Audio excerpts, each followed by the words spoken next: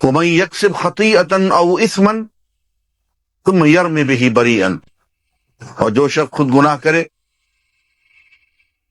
خطا کرے، اور اس کا الزام کسی بری انسان پہ، معصوم پہ، بے گناہ پہ ڈال دے، فقد احتمل بہتانا واثما مبینا، تو اس نے بڑے بہتان اور کھلے کھلے گناہ کے بوجھ کو سمیٹ لیا، اپنے سر پہ لے لیا۔ ولولا فضل اللہ علیک ورحمتہ لہمت طائفۃ منہم ان یضلوک، اور اے نبی صلی اللہ علیہ وآلہ وسلم، اگر اللہ کا آپ پہ خاص فضل اور رحمت نہ ہوتی تو ان لوگوں نے ٹھان رکھی تھی، اس گروہ نے، کہ وہ آپ کو گمراہ کر کے چھوڑ دیں، آپ سے غلط فیصلہ کرواتے۔ وما یضلون الا انفسهم وما یضرونک من شیء، اور حقیقت یہ ہے کہ ایسا کر کے انہوں نے اپنے آپ کو ہی گمراہ کیا ہے، آپ کو کوئی نقصان نہیں پہنچا سکے کہ اللہ آپ کے ساتھ ہے۔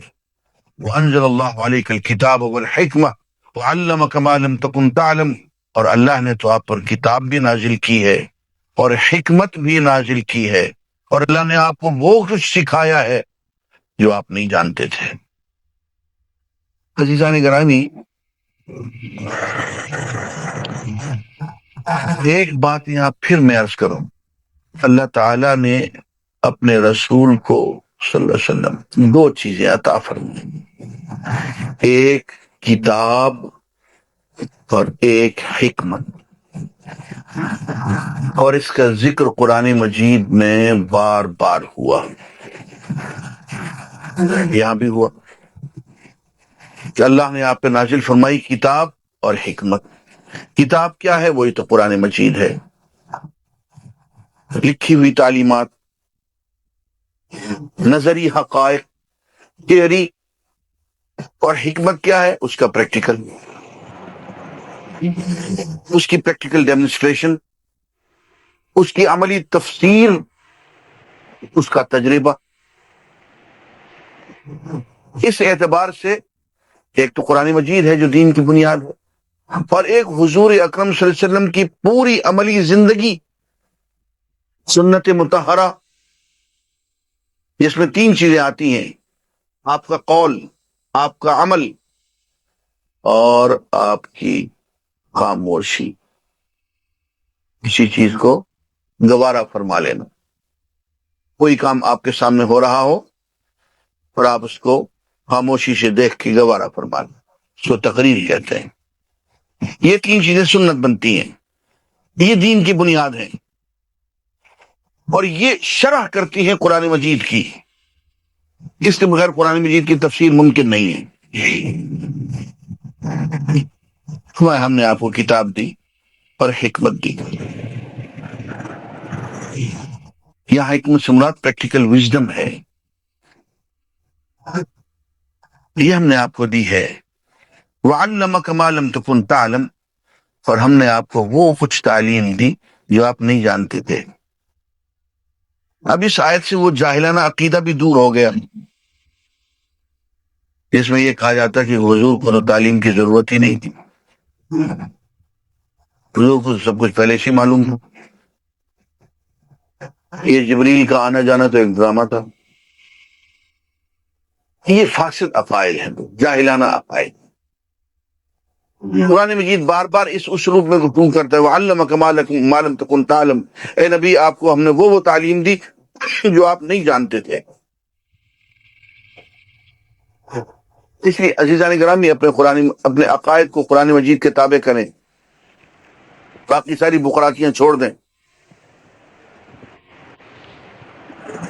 اور حجت بازیوں اور دلیل بازیوں، اس کی بنیاد پہ پھر فرقوں کا کھڑا کر دینا، چھوڑ دیں یہ باتیں، یہ آپ کو قرآن اور اسلام کے دائرے سے باہر نکال دیں گی۔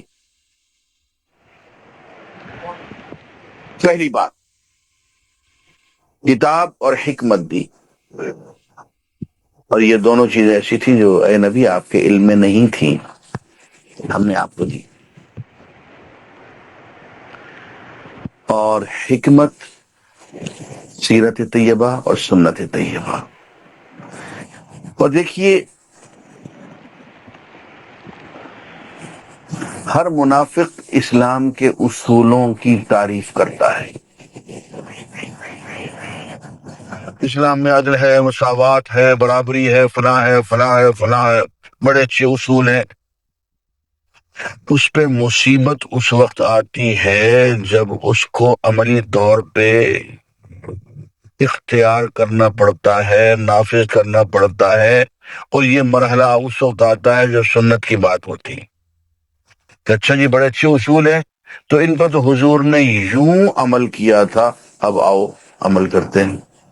یہاں منافق پھنس جاتا ہے، اس پوائنٹ پہ آ کے وہ جدا ہو جاتا ہے. اس لیے کتاب و حکمت دونوں کو ساتھ لے کے چلنا ہے.